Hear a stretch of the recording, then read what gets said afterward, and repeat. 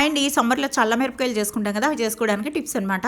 ఇలా నేను పెద్ద మిరపకాయలు కారం తక్కువ ఉండడానికి ఇలా తీసుకున్నా. కారం ఎక్కువ కావాలంటే ఎక్కువ మీరు సన్న మిరపకాయలు తీసుకోండి. కిలో మిరపకాయలు తీసుకున్నారు, శుభ్రంగా కడిగి చిన్న ఘాటు పెట్టుకోవాలి. తర్వాత పెరుగు, పుల్లని పెరుగు ఒక 1/2 కిలో పెరుగు తీసుకోవాలి. ఇవి మీకు శుభ్రంగా మిక్సీ పట్టేసుకుంటే క్రీమీగా ఉంటుంది. తర్వాత 3 గ్లాసెస్ వాటర్ వేసి సాల్ట్ వేసుకోవాలి. సాల్ట్ 4.5 టీ స్పూన్స్ అయినా పడుతుంది. ఒకసారి చెక్ చేసుకోండి. ఎక్కువ ఉండాలి, కసంగా ఉండాలన్నమాట మజ్జిగ. దీంట్లోకి 3 నిమ్మకాయలు కూడా పిండుకోవాలి, అప్పుడే మీకు టేస్టీగా ఉంటాయి. ఇలా వెన్న వస్తుంది కదా కలుపుతుంటే, వెన్నున్న పెరుగు అయితే మీకు చాలా టేస్టీగా ఉంటాయి మిర్చి వేయించినప్పుడు. ఇవన్నీ కూడా మిరపకాయలు మనం ఘాటు పెట్టి పెట్టుకునేవన్నీ మజ్జిగలోకి వేసి తేలుతున్నాయి కాబట్టి ఒక నైట్ అంతా ఇలా మీరు వీటిని ఊరబెట్టడానికి కొద్దిగా వాటర్ పోసి ఒక గిన్నెలోకి పైన బరువు పెట్టేయండి. ఒకరోజే చేయాలి అది, ఫస్ట్ డేనే.